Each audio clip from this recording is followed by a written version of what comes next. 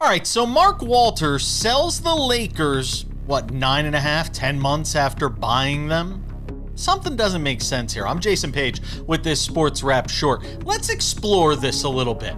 So Mark Walter, who owns a zillion things in sports with his TWG group, he buys the Lakers roughly a year ago. And he makes like $9.5 billion. He buys it, the majority stake in the team for. So he buys the Lakers.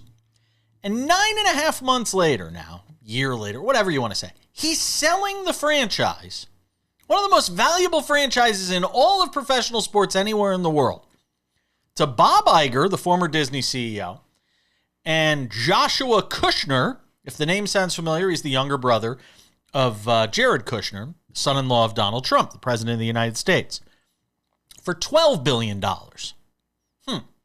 On the surface, you're like, hey, it's a shrewd business deal. $2.5 billion.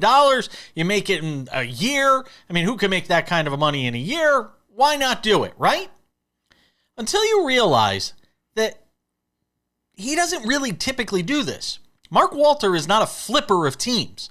So why would he flip one of the most valuable assets in all of sports that's certainly not going to lose money at a time where he's been kind of tinkering with the franchise and sort of helping to bring about this new direction in terms of the way the franchise operates, just to turn around and sell it in less than a year to Bob Iger and Joshua Kushner? No, doesn't make sense. This needs some exploring. Let's understand that Mark Walter right now is under investigation by the SEC, the Securities and Exchanges Commission. Who oversees the Securities and Exchanges Commission? No, don't give me the commissioner or the person running it. No. It's President Donald Trump. You also have this situation where Chelsea, which TWG and Mark Walter have a big stake in, is connected to FIFA. FIFA deal just fell apart. Gianni Infantino was talking about, basically selling off pieces of the World Cup and FIFA. And Mark Walter would have stood to benefit from that. Well, now Mark Walter doesn't get that money. He doesn't get that deal. That falls through. And just a week later, all of a sudden, he's selling it to Bob Iger and Joshua Kushner, who are going to buy a franchise for the NBA in Las Vegas, but now they're going to buy the team in LA. Let's think about this for a second.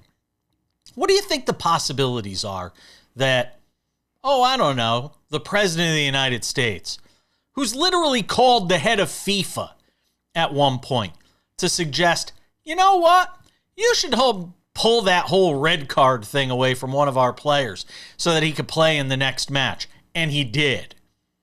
What are the chances that that same President of the United States, who carries the amount of weight and influence that he does, both literally and figuratively, would call Mark Walter and say, hey, Mark, instead of my son-in-law's brother buying a team in Las Vegas and putting up, $4 or $5 billion for that, what do you say he buys your share of the Lakers, buys your stake in the Lakers at a valuation price of $12 billion? So you're still going to make money on this. It's not like we're making you sell it for pennies on the dollar. No, we're going to sell it to you. For $12 billion, you're going to sell the franchise to my son-in-law's brother and Bob Iger. And in exchange, what can we do for you? Hey, that whole SEC thing, that whole investigation into your business dealings, we'll make that go away. Maybe not tomorrow, because then it looks like a quid pro quo. But what happens if 6 months from now that SEC investigation disappears? Or 3 months from now? Or 9 months from now? Would any of you be shocked if that were to happen? Billionaires helping out billionaires? And who knows? Maybe Mark Walter's going to do something else to sort of juice the pot for the president. I've heard stranger things. Just a theory I'm floating on what could possibly be behind Mark Walter, who bought the Los Angeles Dodgers. He didn't flip that. That thing's worth so much money right now, as successful as that franchise is with Shohei Ohtani. He's not looking to sell that. No. He's selling one of the most valuable franchises in all of sports. A year after buying it?